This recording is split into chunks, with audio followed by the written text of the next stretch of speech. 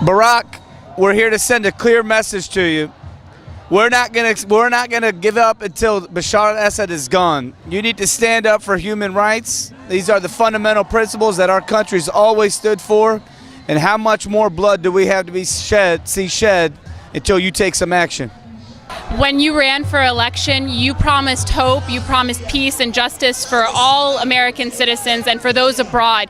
You promised to stand and support democracy and support fairness in order to increase the number of American allies. So President Obama and members of Congress, don't forget Syria. They need us. They're trying to combat those of Iran, Hezbollah, and the dictator in Syria that every day is claiming the lives of men, women, and children, those that are innocent. Syria is bleeding, President Obama, and we need you here. We need your support with the American people who support a free Syria. Senator McCain, we've got your back. We will come to speeches with you. We will come talk to the Senate floor. We're ready to capitalize on your momentum. Yes, guys, we've got to send in some humanitarian aid. If we send in humanitarian aid without a military backing, what good is that humanitarian aid going to do when you have a relentless regime that's full of thugs? They're going to kill the humanitarian relief workers as well. The United States has to take a leadership role with the neighboring Gulf states. We do those two things and Syria will be free. Mark my words, I'm telling you right now, Syria will be free and we will not give up until Syria is free. Harris. Harris and Sam. And what states are you guys from? Massachusetts. Virginia. Well, we need to stop. We need to help all the people in Syria. I mean, we got to stop the bombings. We got to stop the war crimes. We have to step in and do something, at least just help and support, because, I mean, the rest of the Middle East is just sitting back and watching all this happen. So someone's got to help. Send a clear message that killing your own citizens like that is not acceptable, and we need to send them medical, food, and any other supplies that would help keep them alive. Sam, I see you wearing a yarmulke, Yep. my Jewish brother. Yeah. Okay. Does it matter what religion you're from in order to defend these people in Syria? I wouldn't think so. Does it? Killing is wrong no matter what religion you subscribe to. Absolutely. Harris, you agree with that? I agree fully. I am from the city of Chicago in the state of Illinois. You are from Barack Obama's hometown, is that correct? Oh, yes, it is. Obama, you know the First Amendment, the freedom of speech, the freedom to assemble. That's exactly what the Syrians are doing. And it should not be a right for only Americans, but a right for everybody. So what I ask Obama is that please step in to Syria and give those people that right. That's the only thing I can really say. I currently live in Georgia, originally from Homs, Syria. Stop the killing now. Syrian lives are in your hands, and we need your support. Here's the American anthem behind me. We are so proud to be Americans. We're proud to be Syrian Americans. We want our people back home to be able to enjoy the same liberties and freedoms that we have here. Absolutely. That's that precious First Amendment, isn't that right? Absolutely, absolutely. Even the humanitarian aid, they're going to need some protection. Yeah, the Assad thugs and the regime thugs are brutal, and they will obviously have demonstrated that there is absolutely no end to their criminality and the brutality that they will carry out against the civilians of Syria. President Obama, members of Congress, we will look forward to being there with you in a free Syria so we can have a friend and ally in that vital region and not an enemy. Home of the brave. All right, we've got Cody from Arkansas, is that right? That's right. I mean, it's ridiculous that so many people are dying. I mean, look at this. I mean, they're crying out for help, and that's what they need is help. And if they can do it, then they should help. Now, the United States is the world's strongest power.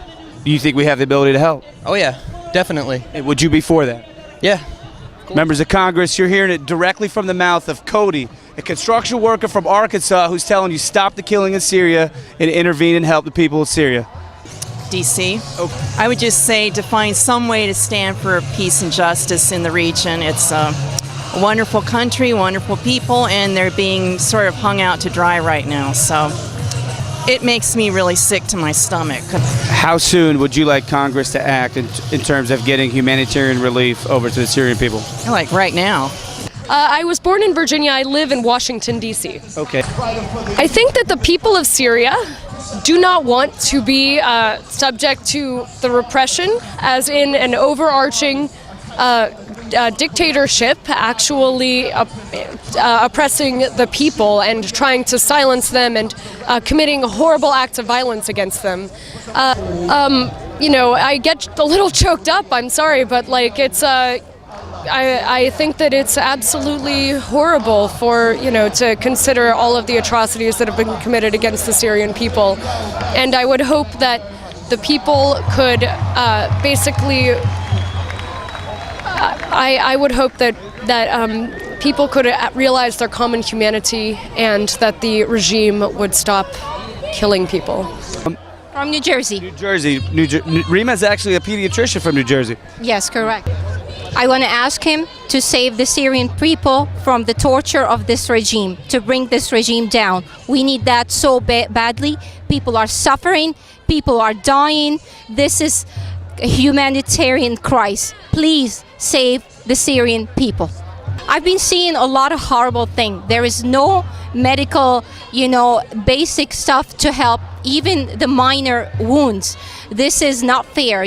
People would be wounded, would be easily, treated, but unfortunately, even the first aid aspect, it's not available. As a fellow physician, how do you feel when you hear about these doctors that are being killed because they're attempting to treat people? Again, this is horrible. In this century, nothing like this happened. This is unacceptable. Some countries, some powerful country need to step and say, okay, enough, it is enough. I feel so sad. There have been nights that I really, cried. And I wish, I can do something to help. I hope that being here, will make the Obama administration hear our voices. Zena here from New Jersey? Yes, New Jersey. Great. Are they not humans? Do they not have rights? Okay. You have to put politics aside. Forget, are we going to gain anything by helping Syria? What are they going to help us? And just help these people. It's been a year. How many more people have to die? Agree entirely. If we don't help the Syrian regime and let them know that their lives and their blood and their suffering means something to us, then they have no other alternative other than to seek revenge, other than to turn to more extreme factions. We have to be there morally to provide them an option, to tell them, Syria, we support you, even if it is just words, even if it is a no-fly zone, something simple. It doesn't have to mean military intervention, but to tell them, Syria, we're there, we care for you, and there is an alternative to this oppression and to this anything that's against democracy, which is the Assad regime, unfortunately. And show these people that we're not as bad as they've been taught over the years. I'm from Virginia. In Syria, as you see here, there are Palestinians, there are Libyans, Egyptians, Christians, Muslims, Druze, atheists. Everyone's here together. Assad is not singling out one faction. Assad is going after anybody who wants a voice, anybody who is speaking out. He's targeted journalists from France, from America, from New York, from Boston, from Chicago. He's not going after a certain faction. So Syria is united, and Syria is united in its opposition, and so is the Arab world. What we're seeing here is a trend. The Arab Spring, people are rising up in all areas to finally say we've had enough. We've had enough of dictators, we've had enough of oppression, and they deserve a voice, just like we truly value, just like this is the cornerstone of our fundamentals in America. They too want that liberty. It's the most heartbreaking thing in the world. You look on TV and you see children, and you see your brother, you see your cousins, you see your friends, you see older women, you say, that's my grandmother, that's my aunt, that's my mother. They have feelings just like we do. Their life is just as important to them as it is us. Day by day you see parents dying, you see children on their bedside saying, Father, please wake up. And so I tell President Obama and members of Congress, imagine that this was your children. Imagine that these were your relatives, your family. Put yourself, as much as you possibly can, put yourself in their shoes for so much as 5 seconds and try to understand the pain, the suffering that they must be feeling when a parent can't protect their own child. Try to understand what that feels like. It's impossible, it really is, but for a moment, try to connect with them on so much of an emotional level. I know Obama is the father of 2 beautiful girls. Imagine Sasha and Malia in that position. What would you do? You would stop at nothing. First of all, I'm a proud American Syrian. My message is peace for humanity. I couldn't imagine the United States Marines bombing Washington, D.C. for the last year. Can you imagine an army bombing a city after city after city after city after city, my whole homeland, for the last 12 months? Would that last in the United States for 11 seconds? Absolutely not. So my message is for humanity, to stop the crimes against humanity that are anti-humanity, anti-American, anti-Syrian, anti-mankind. That's my message. Shouldn't take us 12 months to stop killing Hamza al-Khatib and killing Kashush and murdering the best brains of Syrians. Mr. Obama, the inventor of the iPhone, is from Syria, from Homs. This regime has killed thousands of people.